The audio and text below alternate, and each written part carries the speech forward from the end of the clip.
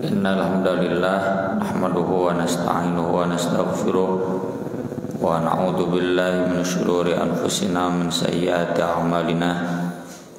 Man yahdihillahu fala mudhillalah wa man yudlil fala hadiyalah. Asyhadu an la ilaha illallah wahdahu la syarikalah wa asyhadu anna Muhammadan abduhu wa rasuluh sallallahu wasallam alaihi wa ala alihi wa sahbihi wa man tabi'ahum bi ihsan amma ba'd.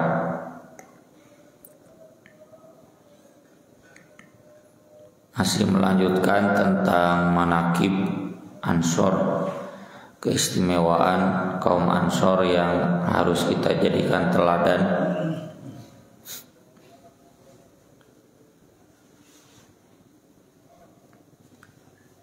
Nabi SAW bersabda berdasarkan hadis Abu Hurairah, "Lau annal ansor salaku wadiyan aw syi'ban la salaktu fi wadil ansor."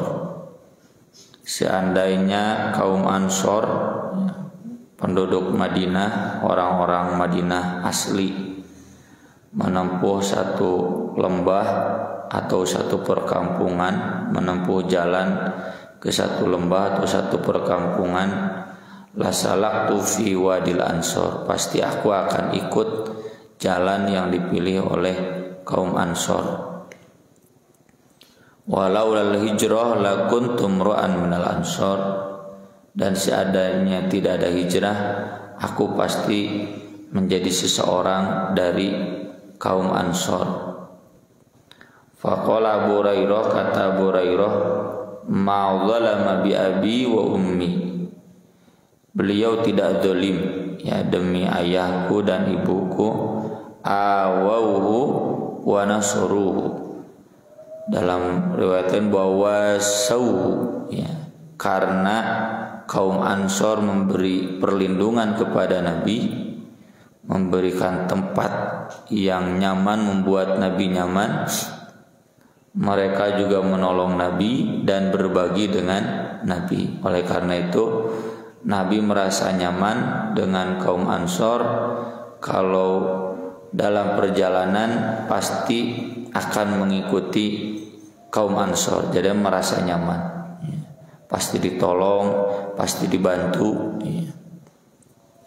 Termasuk pernyataan Nabi, seandainya tidak ada hijrah, maksudnya Nabi jadi penduduk Madinah, terus yang lain hijrah ke Madinah, pasti Nabi juga akan menjadi bagian dari kaum Ansor.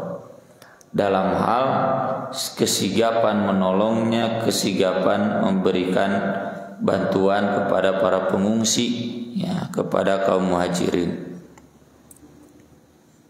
Ini menguatkan hadis yang kemarin, ya, bahwa Nabi SAW pernah tidak memberi ghanimah kepada kaum Ansor, tapi diberikannya kepada mu'allaf yang baru masuk Islam dari kalangan muhajirin. Kaum Ansor protes, dan Nabi menjelaskan, kalaupun Nabi tidak memberikan kepada kaum Ansor, bukan karena Nabi sudah tidak cinta, bukan Nabi mengkhianati ya, pengorbanan kaum Ansor, tapi ada tujuan lain. Tujuan lainnya apa? Kata Nabi, aku tidak memberi kepada orang yang lebih aku cintai karena aku yakin dengan keimanan mereka. Sementara mereka aku beri karena aku takut mereka nanti dicampakkan ke dalam neraka. Itu malah mentedi bere bisi murtad. Hari ieu mah teu dibere teh geus yakin ya, agamana kuat. Jadi kalau Bapak teu dibere ku DKM, ya nggak dikasih oleh DKM.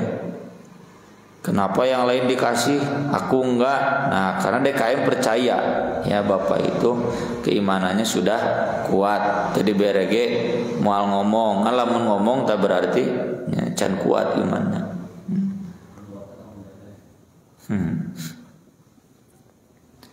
Selanjutnya tentang ikhaun Nabi sallallahu alaihi wasallam bainal muhajirin wal ansor.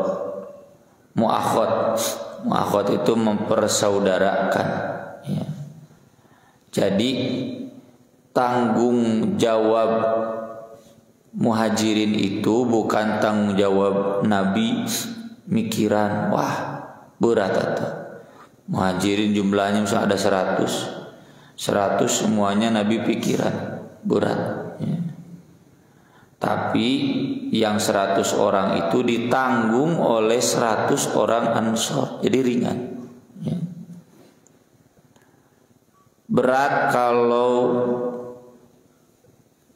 panitia atau ketua PC, ketua PJ mikiran, ya, pembiayaan untuk 20 anggotanya dipikiran kesorangan berat, ya.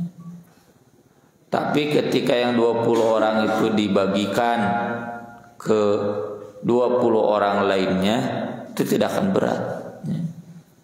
Dan itu kebijakan Nabi SAW dan kaum Ansor menerimanya. Dan ini yang sering saya sebutkan belum kita lakukan, dan saya belum tahu ada sunnah ini sudah diamalkan di dalam sejarah hari ini di dunia, ya. Belum tahu.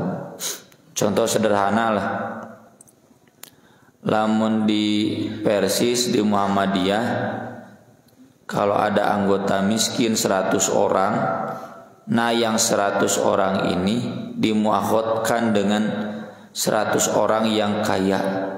Jadi tidak jadi beban jam'iyah, teberat organisasi mikiran anak, tapi ditanggung oleh 100 orang yang kaya itu.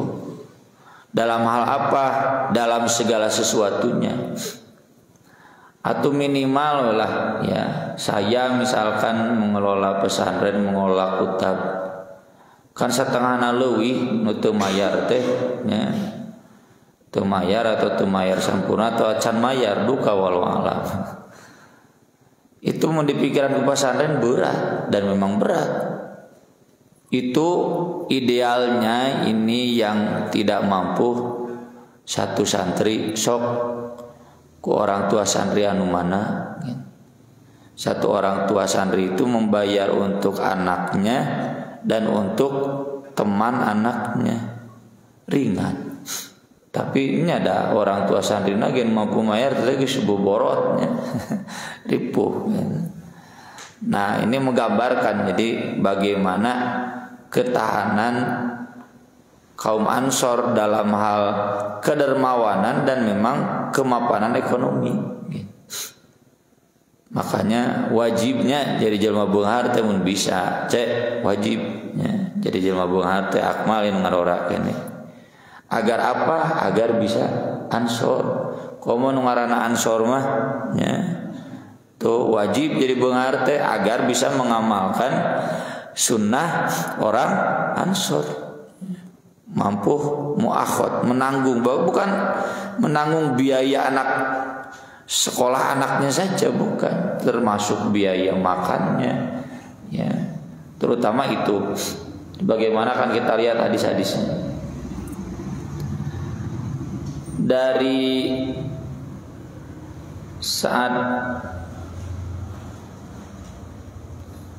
Abdurrahman bin Auf, ia menceritakan lama qadimul Madinah, ketika kaum muhajirin datang ke Madinah, akha Rasulullah sallallahu alaihi wasallam baina Abdurrahman wa Sa'din. Ini yang menceritakan putra Abdurrahman bin Auf. Rasulullah sallallahu alaihi wasallam mempersaudarakan antara Abdurrahman dan Sa'ad. Sa'adnya Sa'ad bin Ar-Rabi, ya, kalau Sa'ad bin Abi Waqqas muhajirin juga. Qala li Abdurrahman, kata Sa'ad kepada Abdurrahman, inni aktsarul ansori malan, aku orang Ansor yang paling banyak hartanya. Jubala leunghar di orang Ansor mah, ya. Tak butuh ya kanu beunghar teh. Fa'aqsimu mali nisfaini, aku akan bagi hartaku dua. Hari orang mah lain mung bagi duanya, ya hiji wagi seberat. Kamu dibagi dua. Waliyam ro'atani, bahkan aku punya dua istri. Fadur a'jabauma ilaika, silakan, kata Sa'ad bin Rabi kepada Abdurrahman bin Auf, lihat oleh kamu mana yang paling membuat kamu tertarik. Fasammi ali, sebutkan kepadaku, utolika, nanti aku akan ceraikan. Faidan qadat iddatuha fatazawaja, kalau sudah diceraikan kan ada iddah ya, udah habis masa iddahnya 3 kali haid, sok cenah kawin sama kamu. Ini yang kemarin saya singgung tuh, kaum Ansor itu berbagi bukan hanya berbagi harta, istri wege siap dibagi. Orang mah ada boro-boro bagi istri, ya hiji wege berat. Kemudian kata Abdurrahman bin Auf, barakallahu laka fi ahlik, ya semoga Allah memberkahi kamu dalam keluargamu, wa malik, dan hartamu.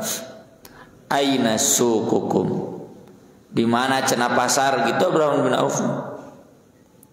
Fadallu ala suqi Bani Qainuqa, maka para sahabat orang Madinah, orang Ansor menunjukkannya kepada pasar Bani Qainuqa.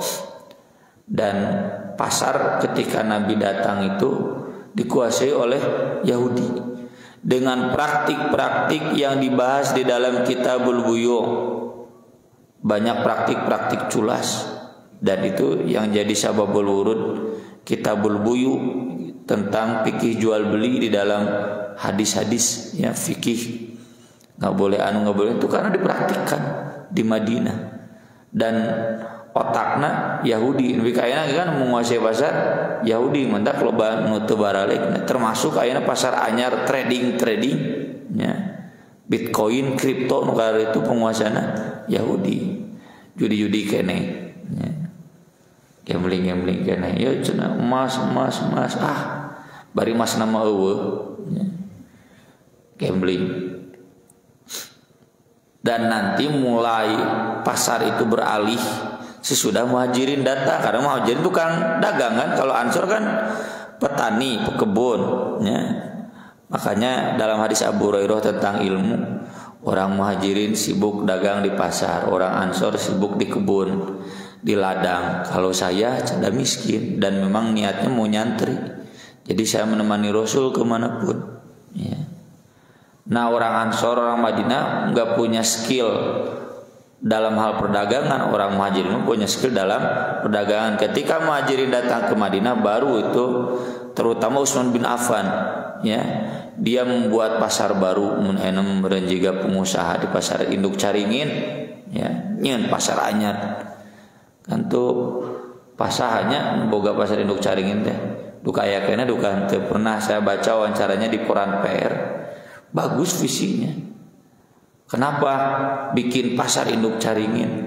Karena saya ingin ekonomi itu betul-betul milik rakyat, lain milik orang-orang. Pernah model kevonya, naon tadi di festival Citiling, nubogan teh saurang, kok siga Alfamart nubogan saurang.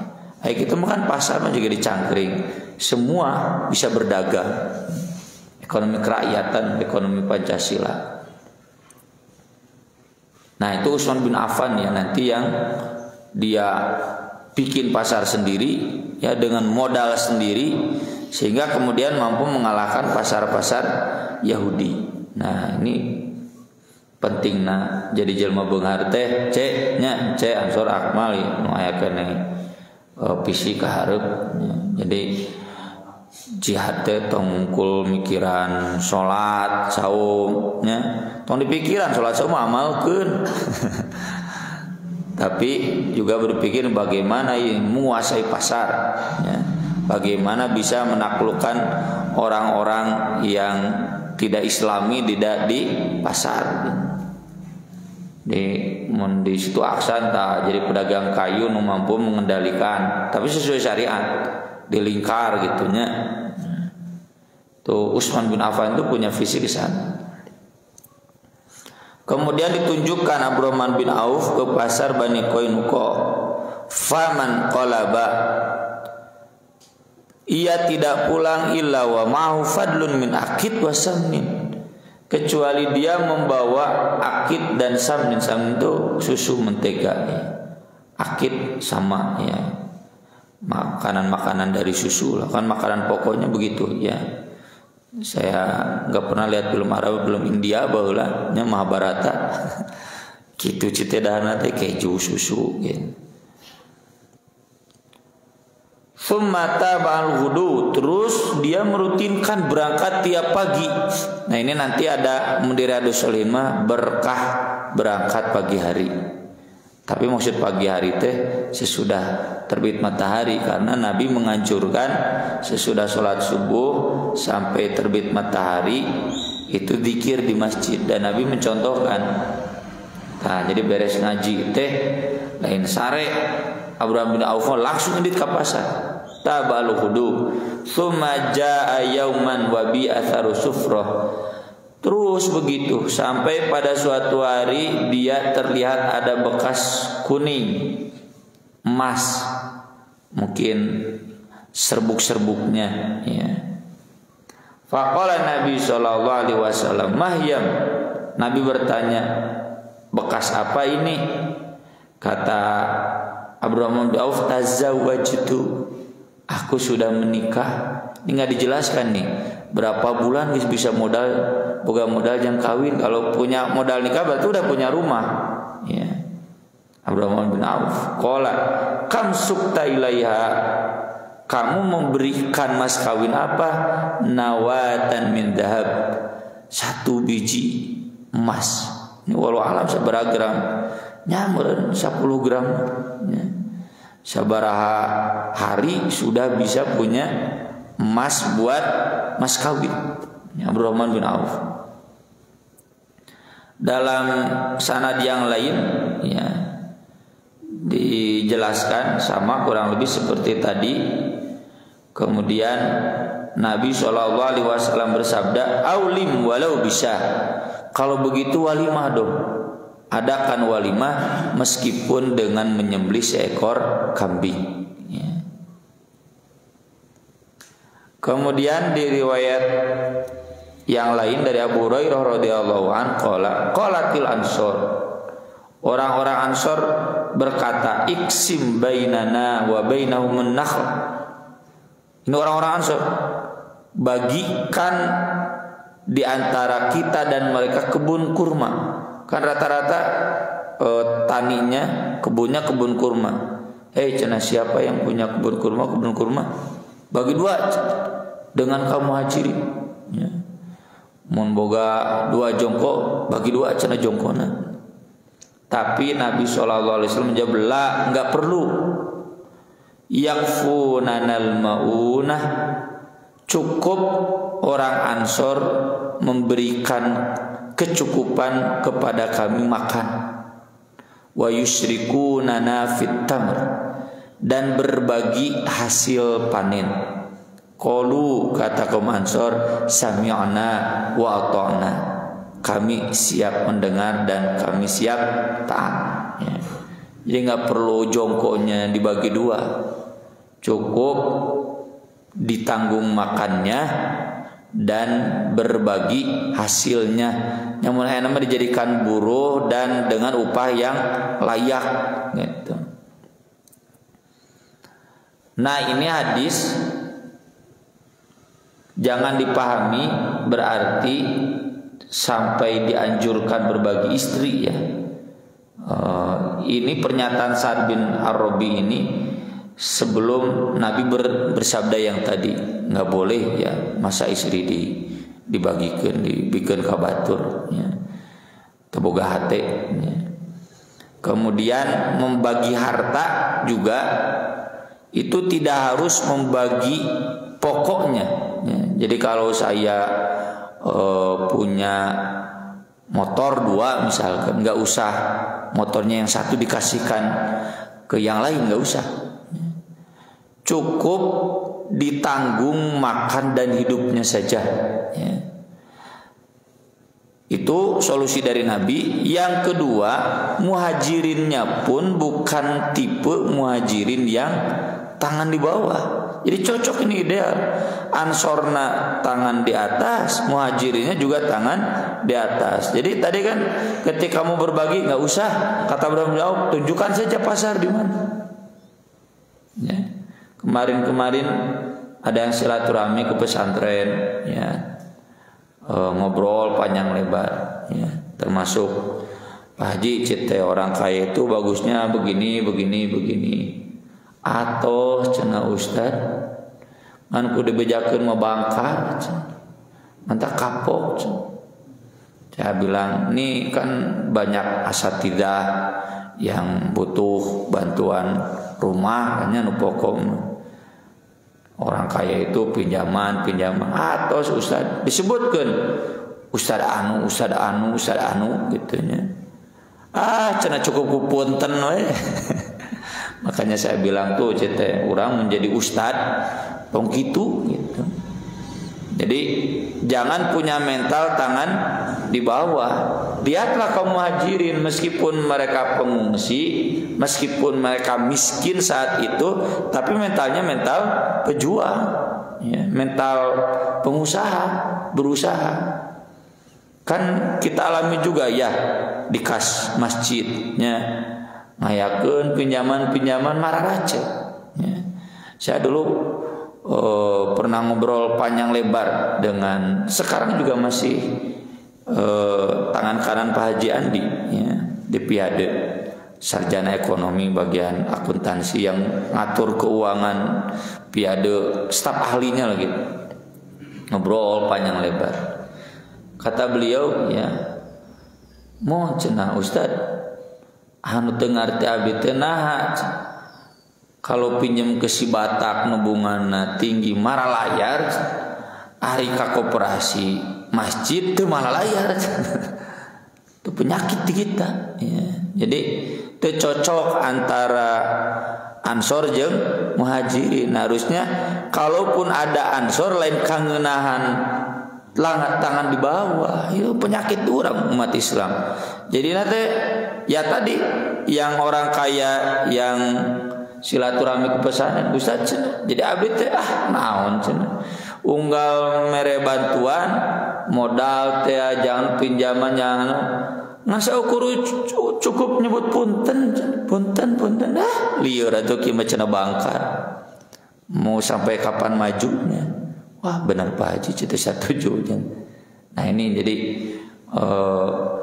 orang kayanya kita bermental ansor, orang miskinnya bermental muhajirin. Jadi kata Nabi SAW, nggak usah dibagi pokoknya, berikan saja santunan sementara gitu.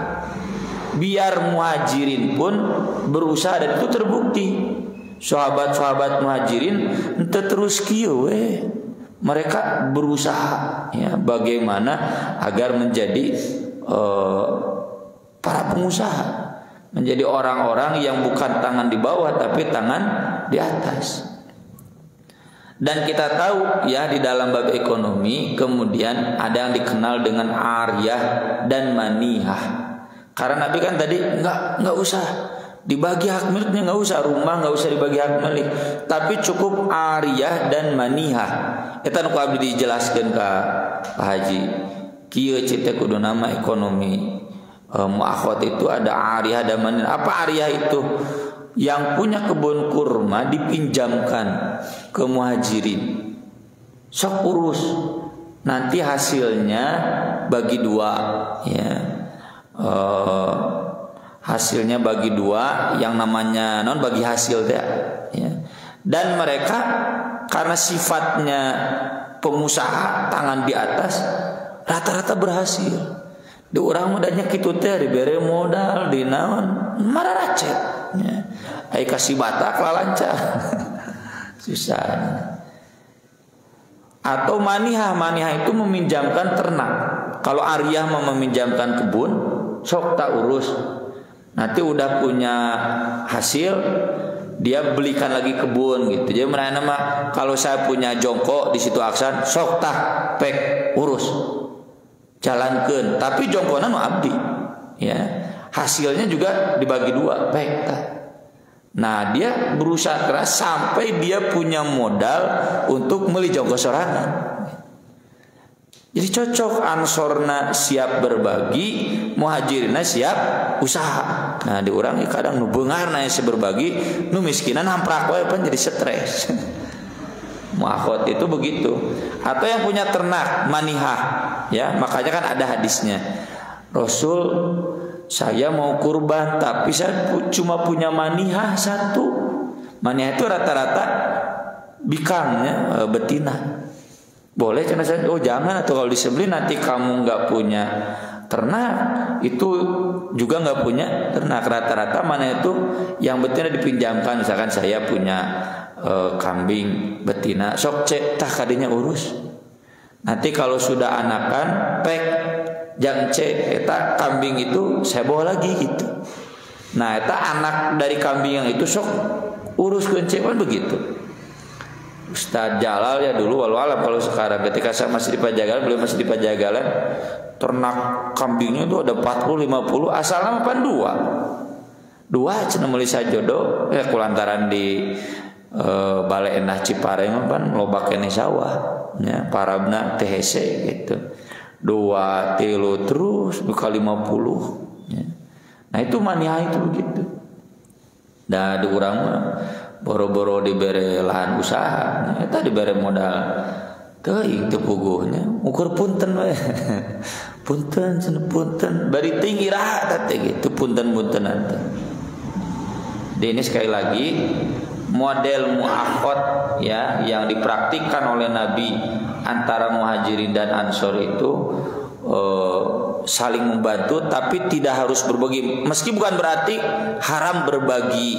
Misalkannya di gaduh bumi 2 hiji nya kasahakeun kapun lancekeun, bukan berarti haram, enggak, cuma ya tadilah saya yakin Nabi melarang Ansor begitu bisi naon, bisi kangenahan Muhajirin.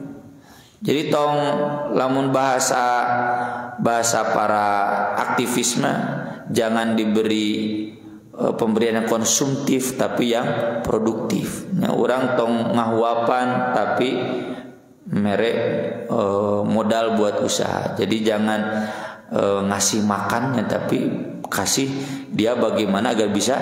Nah itu mungkin Nabi. Makanya ada tepatnya ya orang-orang kaya, lihatlah orang Ansor tong babariting sok tak imah pek jongkok pek tah bagi 2 kangenahan teh kayak bangkar tuh. Mental usahanya kurang. Kemudian tentang hubul Ansor ya. Kenapa ada bab ini? Karena ketika orang Ansor banyak memberi kepada Muhajirin, nah orang munafik memancing di air keruh dan diabadikan dalam surat Al-Munafik. La tunfiqu ala man inda Rasulillah hatta yang faddu. Manggeus cenah tong diberean wae cenah balad-balad Rasulullah teh ngaheurina. Enak aja cenah terus dikasih, kamu ini gimana? Nah itu banyak hasutan ya. Soalkan kalau bapak berehan kadang kan ada nya sentilan-sentilan mungkin dari istri, mungkin dari anak. Bapak mah kumaha sih cenah? Bro-brohan wae mere cenah. Gitu kan. Nah itu dulu diomongkan oleh kaum munafik ya. Jadi hati-hatinya bapak ka ibu tong si ibu berehan teh dukung dan gitu. Dukung da moal rugi kayak gini gantian ya. Kalau kita begitu berarti ada sifat munafik dalam hati. Termasuk ayat yang berikutnya la irja'na ilal Madinah la yukhrijanna la'azzu minhal adzab. Jadi orang-orang munafik itu, orang munafik itu orang yang sudah masuk Islam, tapi masuk Islamnya kepaksa. Ya. Mereka menyebar stereotip, kesan negatif. Itu kan gembel, Al-adzal teh gembel, orang miskin, orang rendahan. Kita al-a'az itu kita orang kaya, kita tuan rumah, kita putra daerah gitu mun ayeuna ya. Mereka kan pendatang, orang miskin, gembel. Kenapa sih perhatian teuing cenah gitu ke mereka? Udahlah, jangan diberi, biar mereka nanti balik lagi ke Makkah ngaheurinan di dieu gitu. Nah, stereotip itu banyak dilancarkan oleh orang munafik, dan Nabi SAW kemudian tegas mengatakan, al-ansor la yuhibbuhum illa mu'min wa la yubghiduhum illa munafik. Karena ada juga, jadi orang munafik itu bukan ke Ansor saja, ke Muhajirin. Kamu udah berapa lama di sini? Gimana tuh perlakuan tetangga kamu orang Ansor? Masa bu ngasih begitulah, nya hasud. Jadi memancing permusuhan antara Muhajirin dan Ansor. Maka Nabi menegaskan, Ansor tidak ada yang mencintai mereka kecuali mukmin, dan tidak ada yang membenci mereka kecuali munafik. Faman ahabbahum ahabbahullah, siapa yang mencintai mereka maka Allah mencintainya. Wa man abghadahum abghadahullah, siapa yang membenci mereka maka Allah akan membencinya. Ini yang disebut al-hubbu fillah bal bughdu fillah. Kita harus cinta karena Allah dan benci karena Allah. Dasarnya itu keimanan. Atau yang disebutkan dalam hadis-hadis, kita harus mencintai saudara kita seperti mencintai diri kita sendiri. Nggak usah melihat suku ya. Selama itu Muslim ya, dek Persis, dek NU, dek Muhammadiyah, dek Salafi, dek PDI, dek PAN ya. Bantu respect gitu ya. Tidak saling membenci. Meski tentu bukan berarti harus membuat kita mudahan nanti jadi oportunis. Nusa lagi dibenarkan pada orang geus deket, jangan ya. Kita harus tetap konsisten dalam prinsip amar ma'ruf nahi munkar. Cukup sakitulah ya yang bisa saya bahas pada kesempatan kali ini. Kita nanti lanjutkan di hadis-hadis yang akan datang tentang manaqib kaum Ansor. Mangga bila ayan badai naruskeun. Haji mangga. Pertama-tama kemarin dengan memang suka saya kalau ada surat itu sebarkan sampai jamaah tahu itu soal riba sebagai untuk rumah jadi utara saya alhamdulillah. Dan itu bagaimana caranya untuk itu kalau itu ya terasa sekali saja. Yang kedua, apakah dengan kata-kata tidak ikhlas itu gibah juga Ustaz maksudnya? Kemudian tidak ikhlas. Kok ikhlas itu ada tangan Allah? Itu yang kedua Ustaz. Mengenai kemana Ustaz? Ya, tentang gibah ya mah sadayana lahnya termasuk sumpuring. Jadi kita harus meningkatkan kualitas zikir dan istighfar. Karena dengan istighfar yang diperbanyak itu yang bisa membukakan hati kita peka ya. Mengingat orang geus ngomongkeun si anu gitu. Meski tadi ya saya kalau ditanya bagaimana kalau bercanda nya jika di pasaran heureuy teh sabakna gitu. Saya pribadi seperti yang kemarin dibahas, jadi selama orang yang bersangkutan menikmati da abdi ge kapukur nuju ngariung jeung Ustaz Hazmi, Ustaz Atib pasti jadi sasaran bully lah gitu. Jadi pangheureyan, tapi saya pribadi nggak merasa sakit hati, nya resep gitu. Bisa heureuy nya atau bercanda bersama guru-guru saya gitu. Ustaz Sodikin juga kadang dulu almarhum ya menurut wah gitu ngadadatkeun teh gitu, tapi nggak merasa sakit hati. Jadi karena kita justru reus jadi asa di aku gitu najan heureuy gitu najan lewat canda. Jadi hemat saya ini mungkin ada budaya yang beda antara budaya Arab dengan budaya Sunda gitu. Karena di Sunda yang begini sesuatu yang normal, yang nggak termasuk gibah ya, kecuali tadi jalan mana belikan. Nah, akan belikan nyawayana. Kita harus seperti yang disebutkan dalam hadis, jangan ngaheureukeun gitu nya. Jadi bully lah sasaran tembak gitu. Kalau orangnya kesinggungan ulah geus jangan berhenti. Tapi kalau antara urang-urang nya punten seperti kami di pesantrennya mah sapalantar gitu. Bahkan mungkin saya yang paling senior gitu. Tapi da abdi mah tara cenah. Itu tuh nulala lain tukang cara rengos gitu. Tapi kita justru merasa jadi akrab ya. Hemat saya itu bukan sebuah gibah, kecuali yang gibah-gibah lainnya ya di jamiah, di pesantren. Kita hilangkan tadi pertama dengan kesadaran, yang kedua dengan tabayyun. Ketika ada sesuatu yang tidak sreg, jangan diobrolkan. Persis seperti yang kemarin dihadiskan. Datang, nanti juga kita bahas kan ini tentang Ansor. Sa'ad bin Ubadah langsung datang ke Nabi ketika di nomor 4 kan. Kenapa cenah Nabi itu nomor 4? Ngobrolnya ke Mu'ad bin Jabal. Kata Mu'ad ya enggak tahu cenah gimana Nabi. Jadi boleh misalkan kalau Pak Aden dan Pak Dani ya kurang sreg dan keputusan cabang ngobrol heula tagibah, tapi dilanjutkan dengan datang langsung ke cabang. Tanya ini gimana tuh terus gitu. Ya termasuk ku abdi kemarin dicontohkan ya. Mau balik gitu kadang sok diomongkeun. Ya cenah diomongkeun itu kan teh ngomong atuh itu ka cabang gitu. Cenah itu dijadwal kieu gitu. Ngomong di tukangan, datang langsung. Tapi saya tanya bidang dakwahnya kemarin justru cenah abdi teh serba salah. Jadwal ka dieu. Nyalahkeun jadwal ka dieu teu datang. Geus kudu kumaha.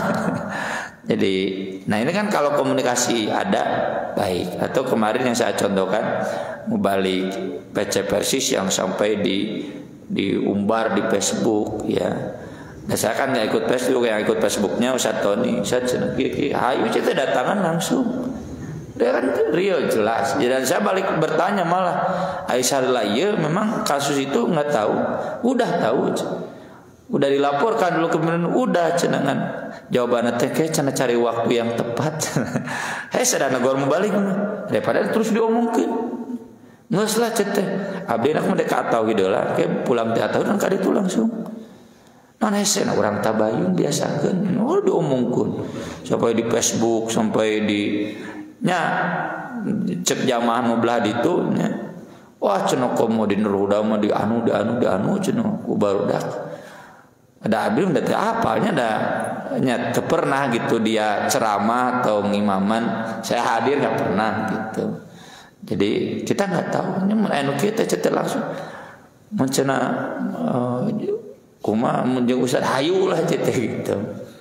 Nah itu yang seperti itu. Jadi nya ngobrolkeun biasa sebagai pembahasan awal, hemat saya tidak gibah ya, karena kan itu juga Sa'ad bin Ubadah, Mu'ad bin Jabal asal dibiasakan budaya tabayun. Itu kan jadi enak. Yang ditanya tambahan, yang memperbanyak gibah itu bagaimana hukumnya kan? Ya haram Pak. Kita harus saling menegur. Iya. Paling tidak enak kan ya.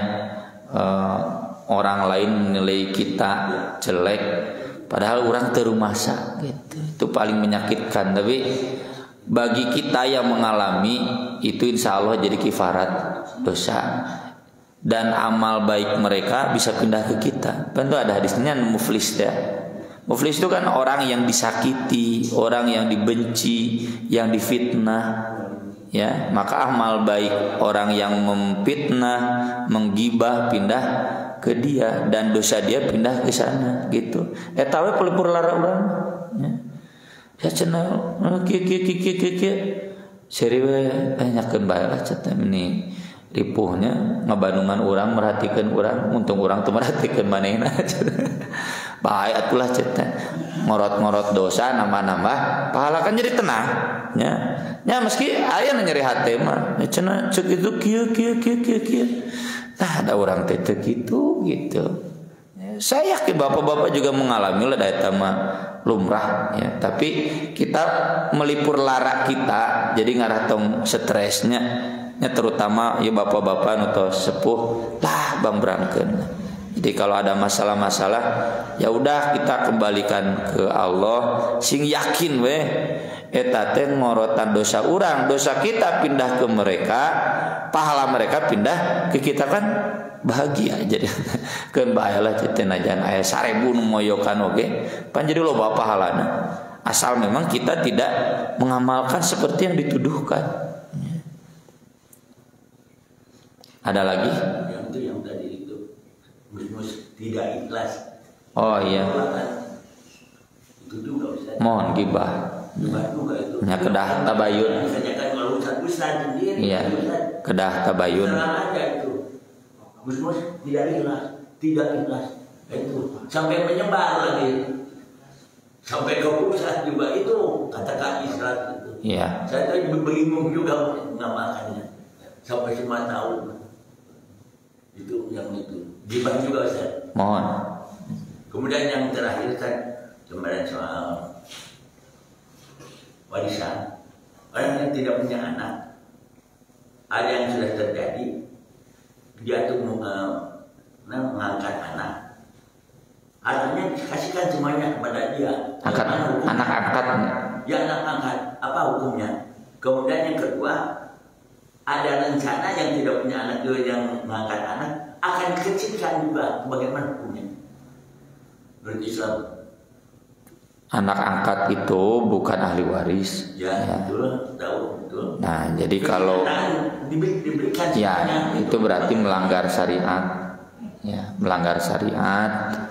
Harusnya dibagikan ke ahli warisnya yang ada pakar paman ya. Kan banyak ahli warisnya ada 25, pasti ada tersisa. Atau bagusnya seperti yang saya tahu ya, mohon maaf kalau kurang akurat, keluarganya istri ianya didilah ya. Itu ibu angkat, ibu tiri ya. Jadi nggak jatuh ke anak-anaknya, tapi yang mengurus beliau ini anak-anak terena gitu. Jadi jatuh waris nanti ke keluarganya di Garut, adiknya. Tapi nu di Garut teh surti mohon cenah ditampi soknya bagikan yang orang Bandung dan ngurusnya orang Bandung kan enak juga. Ya. Jadi kalau memang begitu ya itu melanggar syariat. Kalau harta waris semua dikasihkan ke anak angkat, kan pastinya ada kakaknya, ada adiknya, ada keponakan, harus dibagikan dulu ke sana. Anak angkat paling berhak mendapat sepertiga sebagai wasiat. Ini kenyataan ada Ustaz. Terima kasih. Masane saya cekap atur nuhun karena perhatosan mugi-mugi manfaat kang urang sadayana nyongkeun diapunten kana segala kakiranganana. Aqulu qouli hadza wa astaghfirullah li wa lakum subhanakallahumma bihamdik asyhadu an la ilaha illa anta astaghfiruka wa atubu ilaik. Wassalatu wassalamu ala rasulillah. Wassalamualaikum warahmatullahi wabarakatuh.